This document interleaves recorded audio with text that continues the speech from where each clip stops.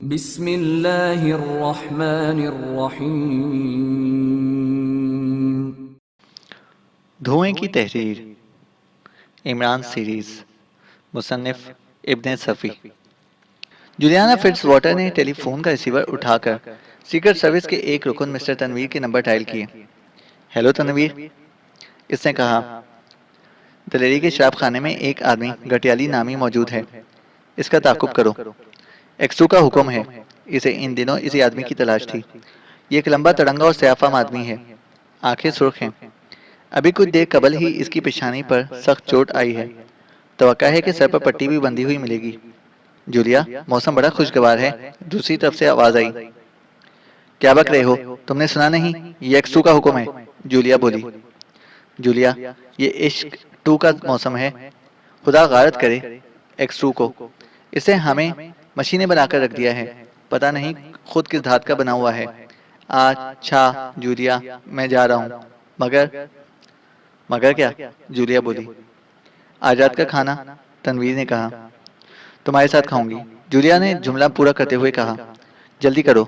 अगर वो दलेरी के शराब खाने से रुखसत हो गया तो एक्स टू बहुत बुरी तरह पेश आएगा।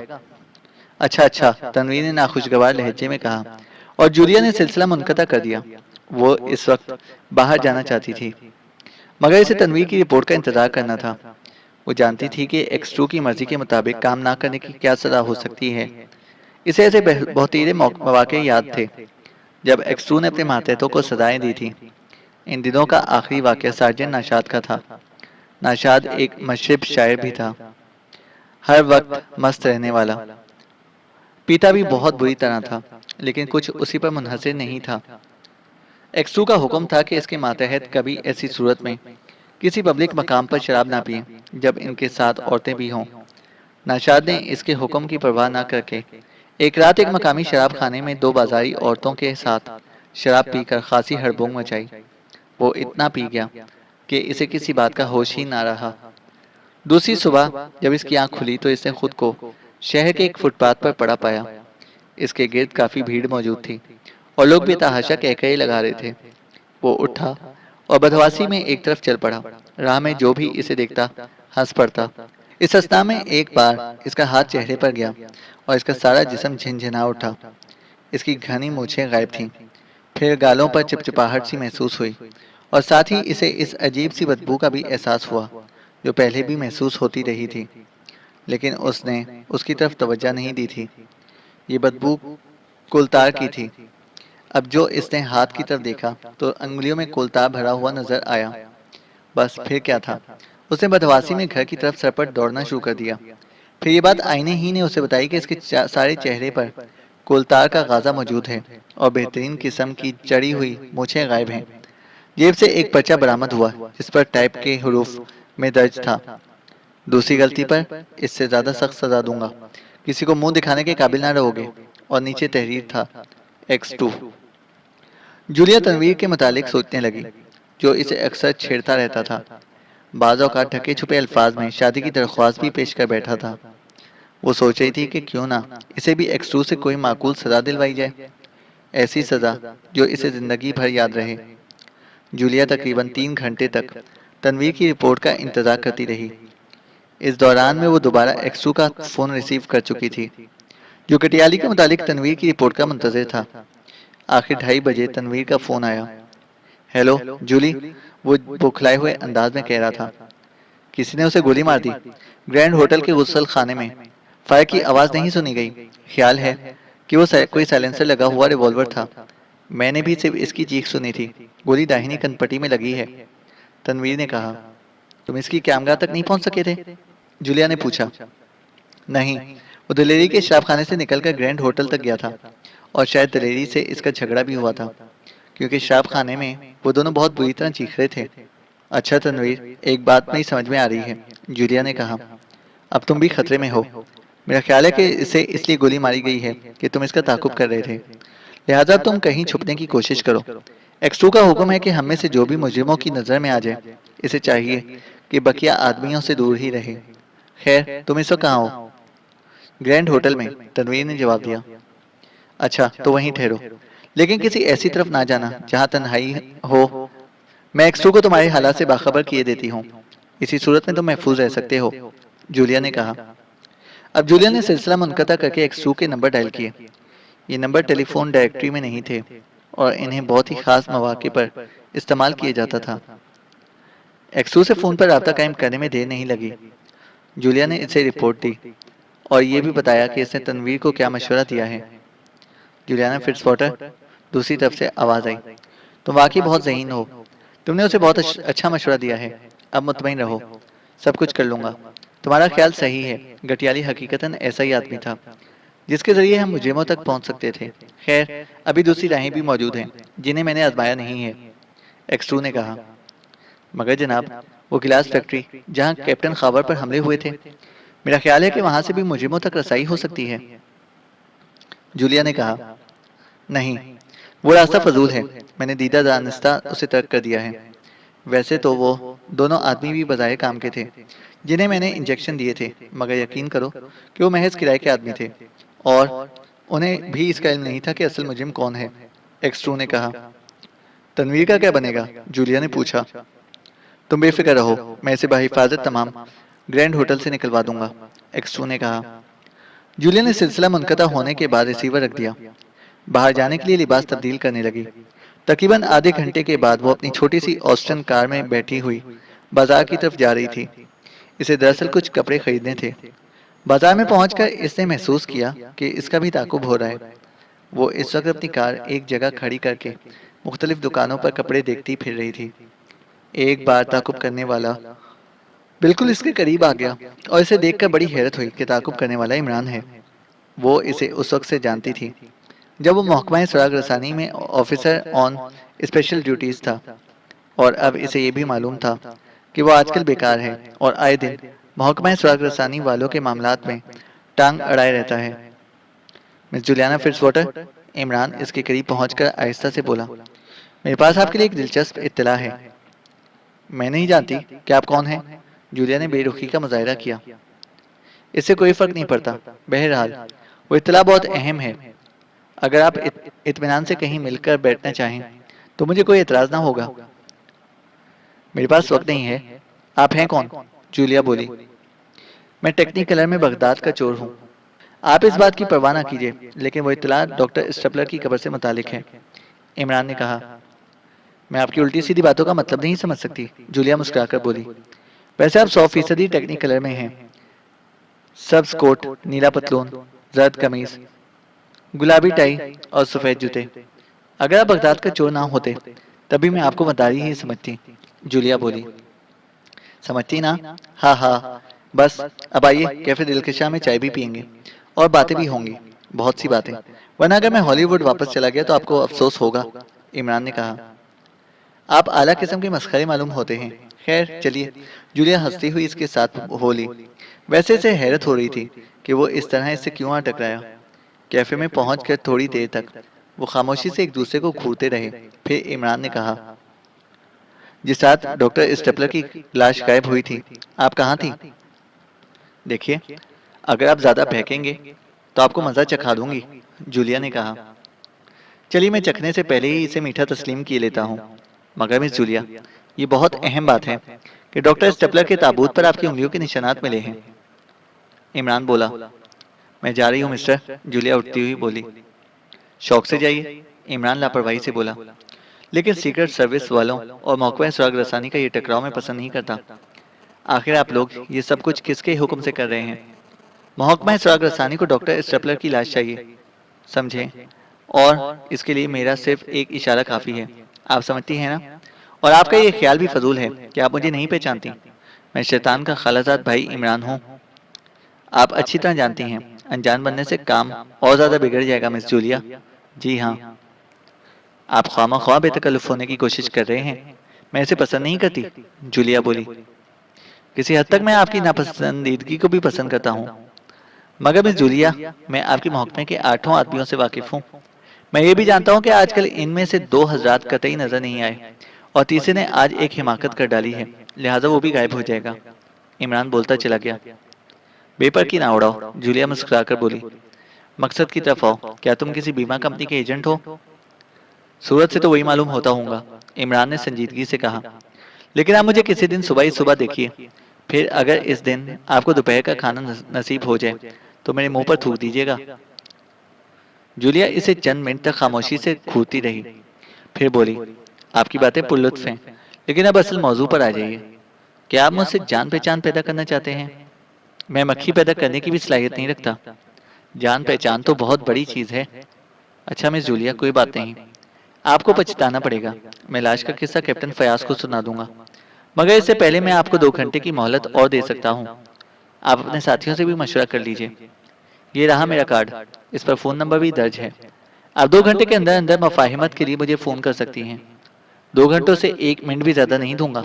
अच्छा, टाटा। इमरान उठा और इसके जवाब का इंतजार किए बगैर बाहर निकल गया। जूलिया ने जेब से रुमाल निकालकर चेहरे का पसीना खुश्क किया। वो बज़ाहिर इमरान से दो टोक गुफ्तगू करती रही थी, लेकिन हकीकत ये थी कि इसे चक्कर आ रहे थे और इसकी वजह एक्स2 का खौफ था। एक्स2 का कहना था कि इसके आठों मातहत खुद को दूसरों से छुपाए रखें, कोई ऐसा नुमाया काम ना करें जो इनकी शख्सियत पर रोशनी डालने का मौजब बने। लेकिन इमरान आठों को ना सिर्फ जानता था, बल्कि इसे इनकी मशगूलियात का भी इल्म था। जूलिया सोच रही थी, हो सकता है कि वो एक्स2 की शख्सियत से भी वाकिफ हो। दूसरे ही लम्हे में वो इस तरह उठी जैसे इसका ये फेल मशीनी नौयत का रहा हो। थोड़ी देर बाद इसकी कार घर की तरफ वापस जा रही थी। फ्लैट के दरवाजे तक पहुंचते पहुंचते इसकी सांस फूल गई। इसने कुफल में कुंजी घुमाई और दरवाजे को धक्का देकर जैसे ही अंदर दाखिल हुई, किसी ने इसकी गर्दन पकड़ ली और कबल इसके कि वो होंठ भी हिला सकती, एक मजबूत हाथ इसके मुंह पर जम गया। इसके सारे जिस्म में सिर्फ पलकें हरकत कर रही थीं। गर्दन पर रखे हुए हाथों की गिरफ्त सख्त होने लगी। जूलिया ने महसूस किया कि वो दो आदमियों की गिरफ्त में है। इसका सर धमकने लगा था और आंखों के सामने तारीकी लहराने लगी थी।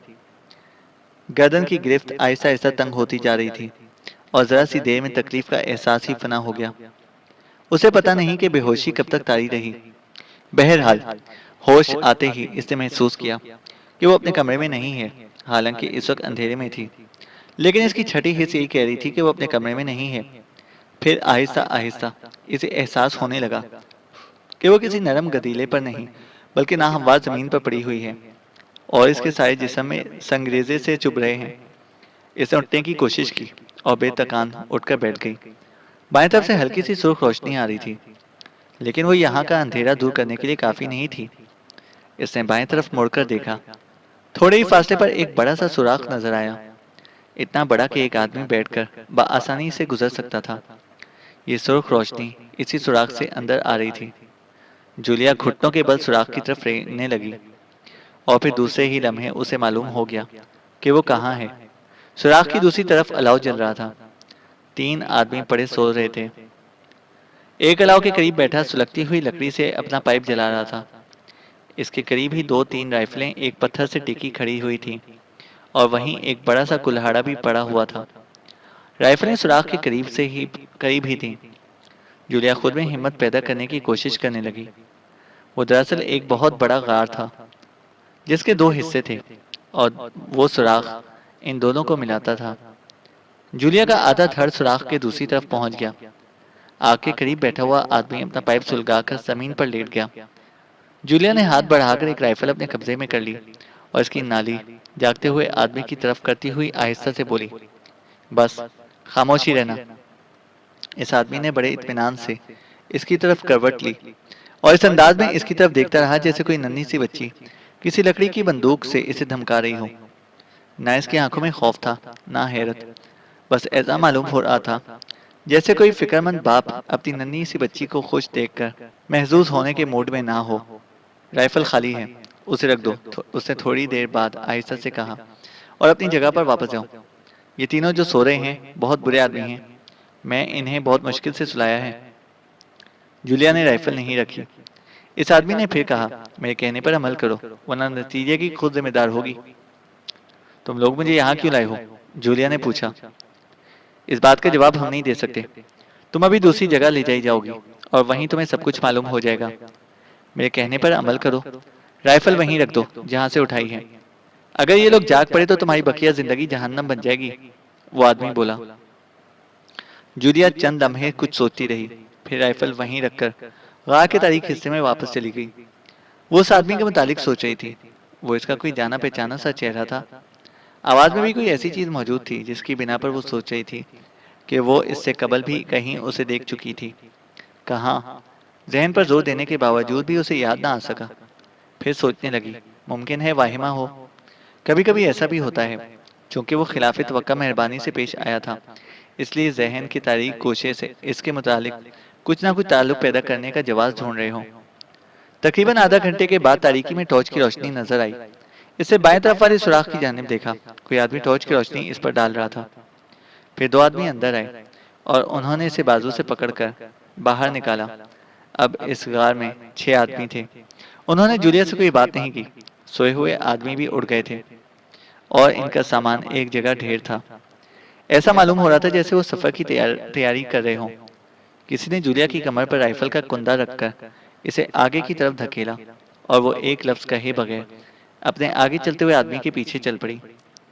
गार से निकलते ही ऐसा मालूम हुआ जैसे वो बर्फीले समुद्र में गौते लगा रही हो। इसके जिस्म पर ऐसे कपड़े नहीं थे जो इसे जंगल की सर्दी से बचा सकते। कुछ दूर चलने के बाद रुक जाने का हुक्म मिला और टॉर्च की रोशनी एक बड़ी सी स्टेशन वैगन पर पड़ी। कबल इसके कि इसे कुछ कहा जाता, जूलिया खुद ही स्टेशन वैगन में बैठ गई। 4 आदमी इसके साथ बैठे और 2 अगली नशिस्त पर चले गए। अंदर पहुंचते ही इनमें से किसी आदमी ने जूलिया पर कंबल डाल दिया। अगर तुम लेटना चाहो तो वो सीट काफी है, किसी ने कहा। नहीं शुक्रिया, जूलिया बोली, मैं बिल्कुल ठीक हूँ। स्टेशन वैगन का इंजन गड़गड़ाया और वो फराटे भरने लगी। जूलिया महसूस कर रही थी कि वो लोग काफी मुहज्जिब और शाइस्ता हैं। उन्होंने अभी तक इसे कोई तकलीफ नहीं दी थी। जूलिया ने खुद को अच्छी तरह कंबल में लपेट लिया था, लेकिन ठंडी हवा अभी उसके चेहरे पर थपेड़े मार रही थी। इसके बावजूद भी वो ना लेटना चाहती और ना ही चेहरा ढकना चाहती थी। गाड़ी ना हमवार रास्तों पर चल रही थी। झटके और धचके यही कह रहे थे। ये सफर तकरीबन 2 घंटे तक जारी रहा। जूलिया को वक्त का एहसास नहीं था, वरना इसमें इतनी हिम्मत तो थी कि वो इन लोगों से वक्त पूछ सकती। आखिर वो सफर खत्म हुआ। जूलिया से नीचे उतरने को कहा गया। इसने बेचैन चना तामील की। बाहर निकलते ही फिर इसे शदीद तरीन सर्दी का एहसास हुआ, क्योंकि हवा बहुत तेज थी और आसमान में बादलों की गिड़गिड़ाहट और बिजली की चमक तूफान का पेश खेमा मालूम हो रही थी। जूलिया को याद नहीं कि वो किस तरह इस इमारत में पहुंची। इसे यह भी मालूम ना हो सका था कि इमारत तक पहुंचने में कितनी देर लगी थी। इसका सारा जिस्म कांप रहा था और जहन पर बर्फ की सिल सी रखी हुई थी। इसने बिजली की चमक में इस इमारत की एक झलक जरूर देखी थी, लेकिन इतनी देर में इसके मुतालिक कोई राय कायम करना मुश्किल था। वो एक कमरे में लाई गई जिसकी दीवारें भूरे रंग के पत्थर से बनाई गई थी और वहाँ बहुत ही भद्दे किस्म का फर्नीचर मौजूद था। इसे ऐसा ही महसूस हुआ जैसे वो किसी देहाती जमींदार के मकान में हो। वो लोग इसे कमरे में छोड़कर बाहर निकल गए। कमरा गर्म था। दीवार में बने हुए आतिशदान में पत्थर के कोयले दहक रहे थे, लेकिन कमरे के दरो दीवार से उसे वहशत हो रही थी। यहाँ एक ही दरवाजा था, ना खिड़कियां थीं और ना रोशनदान। शायद 15 या 20 मिनट तक वो वहां तन्हा रही। फिर ये तन्हाई रफा होगी। आने वाला पस्ता कद और गठेले जिस्म का आदमी था, मगर इसके सर के ज्यादातर बाल गायब ना हो गए होते तो इसकी उम्र का अंदाजा करना मुश्किल होता। अब यही मालूम हो रहा था कि वो बाल कबल अज वक्त गायब हो गए और वो 35 साल से ज्यादा का नहीं है। जूलिया ने इसे पहली ही नजर में पहचान लिया, क्योंकि वो इसके लिए कोई अजनबी नहीं था। वो सदा बार इल्मी और अदबी रसाइल में इसकी तस्वीर देख चुकी थी। ये मशहूर साइंसदान डॉक्टर स्टेपलर था, एक देसी ईसाई जिसकी कब्र से खाली ताबूत हासिल हुआ था। इसकी आंखें बड़ी तेज और खौफनाक थीं। जूलिया एक बार से ज्यादा इससे आंख न मिला सकी। तुम बहुत थक गई होगी, डॉक्टर स्टेपलर ने कहा। इसकी आवाज बड़ी नरम थी और चेहरे की करख्तगी के मुकाबले में जूलिया को बहुत अजीब लगी। जूलिया ने जवाब ना दिया। मैं तुम्हें बहुत पसंद करता हूँ, स्टेपलर ने कहा। मैं तुम्हें उसी दिन से जानता हूँ जब तुमने मेरे 2 आदमियों को धोखा देकर दानिश मंजिल में पहुंचाया था। तो आप ये भी जानते होंगे कि मैं हकीकतन कौन हूँ, जूलिया ने कहा। मुझे ये जानने की कतई जरूरत नहीं है कि तुम कौन हो, डॉक्टर स्टेपलर ने कहा, लेकिन ये जरूर मालूम करूंगा कि दानिश मंजिल में तुम्हारे अलावा और कौन था।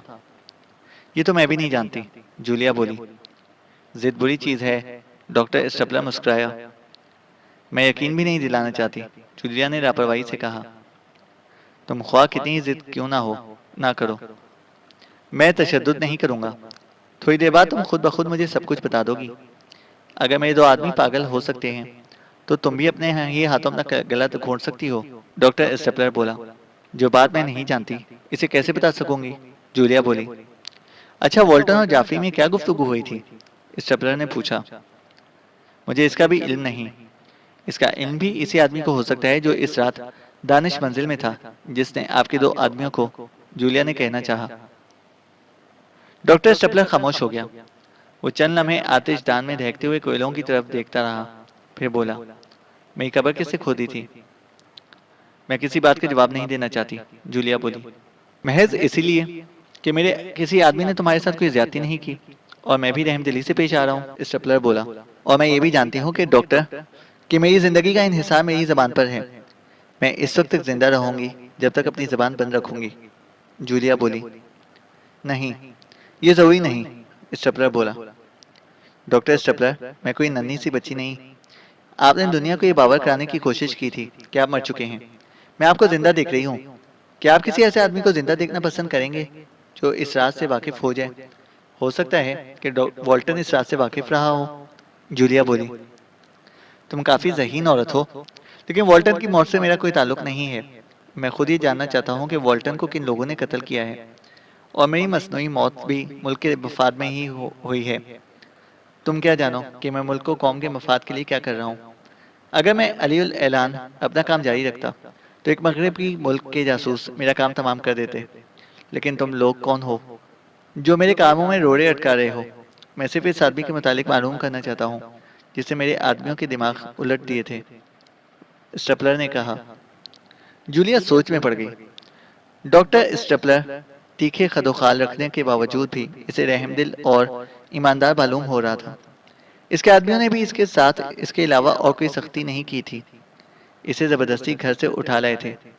इसके बाद यहाँ तक ले आने के दौरान में इसके साथ कोई ज्यादती नहीं हुई थी। वो एक्सो के मुतालिक सोचने लगी, कहीं वो सचमुच कोई गैर मुल्की जासूस ना हो। अक्सर ऐसे वाकयात पेश आए थे जब किसी सरकारी इदारे पर दूसरे ममालिक के जासूसों का कब्जा हो गया था। वो उलझन में पड़ गई। डॉक्टर स्टेपलर बड़ा नेकनाम आदमी था। उसे मुल्क को कौम की बहुतेरी खिदमत अंजाम दी थी। तुम क्या सोच रही हो? डॉक्टर स्टेपलर ने कहा। क्या तुम थोड़ी सी ब्रांडी लेना पसंद करोगी? नहीं शुक्रिया, मैं शराब नहीं पीती, जूलिया बोली। तुम नस्लन स्विस हो? स्टेपलर ने पूछा। जी हाँ, जूलिया बोली। लेकिन तुम्हारे दूसरे साथी यहीं के हैं। क्या तुम इस मुल्क की वफादार हो? स्टेपलर ने कहा। हाँ, मेरी माँ यहीं की थी। मैं खुद को यहीं की शहरी तस्वुर करती हूँ। मुझे इस सरजमीन से प्यार है, जूलिया बोली। तुम बकवास कर रही हो। दफरन डॉक्टर स्टेपलर का मूड बदल गया। इसकी आंखें शोरे बरसाने लगी और पेशानी पर सिलवटें उभर आईं। वो फिर धाड़ा। तुम किसी दुश्मन मुल्क की जासूसा हो। मुझे बताओ कि तुम्हारा सरगना कौन है? जूलिया कांप गई। दफतन दरवाजे की तरफ से आवाज आई। Doctor, police. क्या बकवास है? डॉक्टर घुराकर दरवाजे की तरफ मुड़ा। दरवाजे में जूलिया को वही आदमी नजर आया जिससे गार में इसकी गुफ्तगू हुई थी, और जिसने इसे मशवरा दिया था कि वो राइफल रख दे, वरना किसी मुसीबत में गिरफ्तार हो जाएगी। वो अंदर आ गया। पुलिस, तुम क्या बक रहे हो? हाँ डॉक्टर, मेरे और आपके अलावा सब गिरफ्तार हो गए हैं, वो बोला।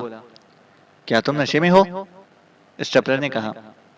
आप जानते हैं कि मुझे नशे से कोई दिलचस्पी नहीं। कल रात भी तुमने शराब पीकर काफी उधम मचाई थी। जाओ यहाँ से, डॉक्टर स्टेपलर ने कहा। डॉक्टर, इस वक्त मैं नशे में नहीं हूँ। अगर होता भी तो नशा हरन हो जाता। आप खुद देख लीजिए, सारे साथी इसी कमरे में बंधे पड़े हैं। उसने दरवाजे की तरफ इशारा किया। तुम जाते हो या मैं तुम्हें होश में लाऊं?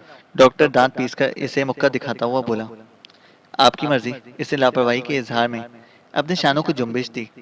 मैंने खतरे से आगाह कर दिया। वो चला गया और डॉक्टर फिर जूलिया की तरफ मुतवज्जा हो गया। डॉक्टर, अगर तुम मुहिब्बे वतन हो तो यहाँ पुलिस का क्या काम? जूलिया ने तंजिया लहजे में कहा। ओह, वो बकवास कर रहा है, नशे में है। मेरे सारे ही आदमी मेरी तरह संजीदा नहीं है। अचानक जूलिया की नजर फिर दरवाजे की तरफ उड़ गई। वही आदमी दोबारा अंदर आ रहा था। लेकिन इस बार इसने एक आदमी को अपने कंधे पर उठा रखा था, जिसके हाथ पैर बंधे हुए थे। इसने इसे फर्श पर डालते हुए कहा, ये देखिए डॉक्टर, क्या मैं गलत कह रहा हूँ? क्या? ये क्या? अरे! डॉक्टर की आंखें हैरत से फैल गईं।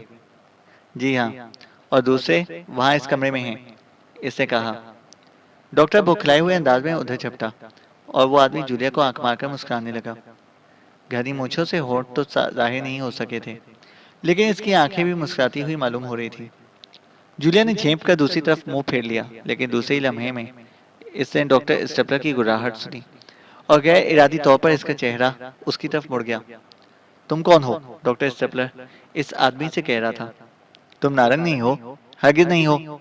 मैं धोखा नहीं खा सकता। तुम खा चुके स्टेपलर, तुम खत्म हो गए, इस आदमी ने घनी मूंछों पर हाथ साफ करते हुए कहा, और साथ ही जूलिया के हलक से एक तहैयुर आमेज चीख निकली। इसके सामने वही लफंगा इमरान खड़ा था, जिसने आज इसे एक रेस्तोरां में मरूब करने की कोशिश की थी। डॉक्टर स्टेपलर, खुद को मेरे हवाले कर दो, बेहतरी इसी में है, वरना शायद मुझे तुम्हारी लाश यहाँ से ले जानी पड़ेगी। इमरान ने कहा। तुम कौन हो?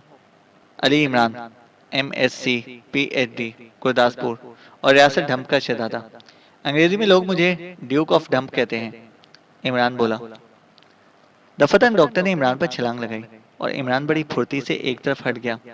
डॉक्टर जमीन पर औंधा गिरा, लेकिन फिर बड़ी तेजी से उठकर इमरान पर पलट पड़ा।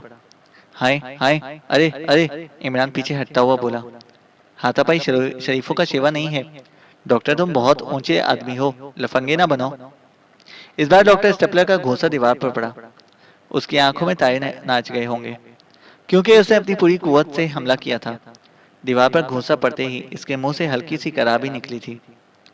सबर का फल मीठा होता है, इमरान ने एक तरफ हटकर दरवेशाना से अंदाज में कहा और जूलिया बेख्तियार हंस पड़ी। इसने अभी तक इमरान की हरकतों के मुतालिक सिर्फ सुना था, करीब से देखने का कभी इत्तेफाक नहीं हुआ था। इसे हैरत भी थी, जैसा सुना था इसे वैसा ही पाया, और शायद वो तन्हा भी था। अगर इसके साथ कोई और भी होता तो वो सातों आदमी बेहोश क्यों होते, जिनके हाथ पैर जकड़े हुए थे? शायद इसे इन्हें किसी तदबीर से बेहोश करके बांध दिया था, और अब इनका सरगना को इस तरह जिच कर रहा था जैसे कोई बिल्ली का बच्चा अपने पहले शिकार को खिला खिला कर मारना चाहता है। डॉक्टर स्टेपलर जरा ही सी देर में दीवार से लगकर हाँफने लगा। इमरान ने जेब से च्युइंगम का पैकेट निकाला और इसका कागज फाड़ता हुआ बोला, ये थकन का बेहतरीन इलाज है। अगर कहो तो एक पेश करूं, इससे सांस भी काबू में आ जाती है। जवाब में स्टेपलर ने इसे एक गंदी सी गाली दी। तौबा तौबा, इमरान अपना मुंह पीटता हुआ बोला, ये कदीम साइंसदान बोल रहा है। शट अप, डॉक्टर स्टेपलर के हलक के बल चीखा और फिर इमरान पर आ पड़ा।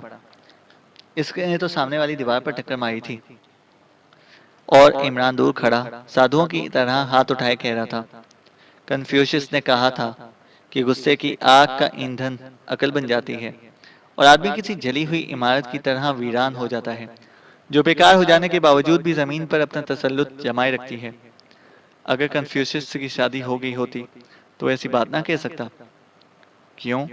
डॉक्टर, क्या ख्याल है? मगर डॉक्टर को होश कहाँ था। आखिरी टक्कर ने इसके सर में शिगाफ डाल दिया था, जिससे खून बह बह कर फर्श पर फैल रहा था, और वो खुद औंधे मुंह पड़ा था। जूलिया करीब ही खड़ी अपने खुश्क होंठों पर जबान फेर रही थी। थोड़ी देर बाद इमरान 8 बेहोश आदमियों को स्टेशन वैगन में ठोस रहा था। जूलिया इसके पास खामोश खड़ी थी। तुम यहाँ अगली सीट पर मेरा इंतजार करो, इमरान ने इससे कहा। मैं बहुत जल्द वापस आऊंगा, भागने की कोशिश ना करना, वरना जिंदगी भर इस पहाड़ी इलाके में भटकती फिरोगी। मुझे यकीन है कि आते वक्त तुमने रास्ते पर ध्यान न दिया होगा। मैं इंतजार करूंगी, जूलिया ने कपकपाती हुई आवाज में कहा। इमरान फिर इमारत में दाखिल हुआ, जहां अब उल्लू बोल रहे थे। वो एक कमरे में आया जिसमें एक ट्रांसमीटर सेट मौजूद था। इमरान इस पर झुकता हुआ बोला, रोशी, रोशी। रिसीविंग ऑपरेटर से आवाज आई। कौन? इमरान, तुम कहाँ हो? वहीं जहां से कुछ देर पहले बोला था। देखो, 6389 पर फोन करके कहो, सार्जेंट नाशाद, तुम अपने 3 आदमियों को लेकर लैंड कस्टम हाउस के पास जाओ। साथ ही ये भी कह देना कि ये पैगाम X2 का है, और फिर सार्जेंट नाशाद से कहना कि कस्टम हाउस के पास से गुजरने वाली हर स्टेशन वैगन की तलाशी लेता रहे। इमरान कैदियों को ला रहा है, इसके साथ जूलिया भी है। तुम जबरदस्ती इन पर कब्जा कर लेना। अगर इमरान लड़ने पर आमादा हो तो इसे अच्छी तरह ठीक कर देना। फिर इन कैदियों को दानिश मंजिल पहुंचाकर एक्सट्रू के दूसरे हुक्म का इंतजार करना। जूलिया कौन है? रोशी ने पूछा। एक बीमार और बूढ़ी औरत है जो शायद रास्ते में ही मर जाएगी। फोन नंबर फिर से सुनो और लिख लो, 6380। सार्जेंट नाशाद। वो तीनों आदमियों समेत लैंड कस्टम हाउस के पास मौजूद रहे। हाँ। इमरान डिस्कनेक्ट करता होकर के बाहर आ गया। जूलिया अगली सीट पर मौजूद थी। स्टेशन वैगन चल पड़ी। और यहाँ ये सब यूं ही पड़ा रहेगा? जूलिया ने कहा। जहन्नम में जाए। मैं तो सिर्फ कैप्टन फयाज को चोट देना चाहता था। पुलिस खुद ही समझती पूछती रहेगी। नहीं, आप इन्हें बराह रास्त पुलिस के सुपुर्द नहीं कर सकते। ये सीक्रेट सर्विस वालों का केस है। जूलिया ने कहा। होगा, इमरान ने लापरवाही से कहा। सीक्रेट सर्विस वालों को भी देख लिया, सब निकम्मे हैं। अगर मैं ना होता तो ये लोग तुम्हें मक्खन की टिक्किया की तरह खा जाते। क्या मैं गलत कह रहा हूँ? वैसे अगर च्युइंगम से शौक करने को दिल चाहे तो मेरी जेब से निकाल लो। जूलिया कुछ ना बोली। हकीकतन अगर इमरान वहां ना होता तो ना मालूम वो लोग इसका क्या हश्र करते। इसने कुछ देर बाद पूछा, क्या आप बहुत पहले से इन लोगों में रहते हैं? नहीं, ये आज ही की बात है। मैं रेस्टोरेंट से निकलकर एक जगह छुप गया था और वहां मुझे पहले से इसका इल्म था कि कुछ लोग तुम्हारी निगरानी करते थे। वो दरअसल स्टेपलर ही के आदमी थे। तुम रेस्टोरेंट से बाहर निकली और मैंने तुम्हारा ताकुब शुरू कर दिया। मैं दरअसल तुम पर अपनी गुफ्तगू का रद्द अमल देखना चाहता था। तुम अपने फ्लैट में गई और मैं बाहर तुम्हारा इंतजार करता रहा। मैं जानता था कि तुम फिर बाहर आओगी। इसके बाद मैं देखता कि मेरी गुफ्तगू तुम्हें कहाँ कहाँ लेकर जाती है। लेकिन तुम्हारी बजाय तुम्हारे फ्लैट से दो आदमी निकले जो एक बहुत बड़ा संदूक उठाए हुए थे और सड़क की तरफ आ रहे थे। संदूक हद से ज्यादा वजनी मालूम होता था। मैं समझ गया कि इस संदूक में तुम ही हो सकती हो, क्योंकि ये दोनों इन्हीं आदमियों में से थे जो तुम्हारी निगरानी किया करते थे। फिर मैं इनका ताकुब करता हुआ इस गार तक पहुंचा जहां तुम पहले ले जाई गई थी। वहां दो आदमी और थे। बस मैंने इन चारों में से एक को मुंतखब कर लिया जिसका मेकअप मुझ पर चल सकता था। इसका नाम शायद नारंग था। हो सकता है कि वो अभी वहीं झाड़ियों में बंधा पड़ा हो। कन्फ्यूशियस ने कहा था कि अपने जिस्म को काहिल ना होने दो, बेड़ा पार हो जाएगा। हाँ, आज मैंने बहुत मेहनत की है। इन सातों को शराब में बेहोशी की दवा देनी पड़ी थी। इमरान कहता चला गया। क्या इसके साथ बस इतने ही आदमी थे? जूलिया ने पूछा। नहीं, शायद 1.5 दर्जन शहर में भी हैं। इमरान बोला। सुर्ख तहरीर के मुतालिक आप क्या जानते हैं? जूलिया ने पूछा। वो 100% सुर्ख होती है। खुदा की पनाह, वो सब कुछ क़यामत है। एक दिन सारी जमीन पर फैल जाएगी। और क्या? इमरान बोला। जूलिया ऊँग रही थी। अब वो मुतमईन हो चुकी थी, इसलिए इसे जल्द नींद आ गई। वो पुष्ट गाह की से टेक लगाकर सो गई। फिर अचानक धचका लगने से इसकी आवाज़ खुल गई। स्टेशन वैगन रुक गई थी।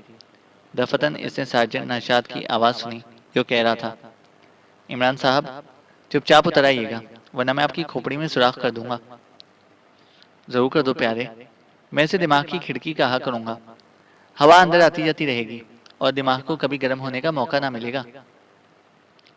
दूसरे ही लम्हे में रिवॉल्वर की नाल इमरान के सीने से आ लगी। दरवाजा खुला और इमरान को जबरदस्ती खींच लिया गया। ये क्या कर रहे हो तुम? जूलिया चीखी। एक्स2 का हुक्म, सार्जेंट नाशाद स्टीयरिंग के सामने बैठता हुआ बोला। फिर पिछले हिस्से से किसी ने कहा, इमरान, रिवॉल्वर का रुख तुम्हारी तरफ है, अपनी जगह से हरकत ना करना। इमरान नीचे से चीख कर बोला, जूलिया, तुम क़यामत के दिन खुदा के सामने गवाह रहना कि स्टेपलर को मैंने पकड़ा था। और कन्फ्यूशियस पर तो मुझे इस वक्त गुस्सा आ रहा है, जो दुनिया को नेकी का सबक दिया करता था। बस किस्सा हातिम ताई ठीक है।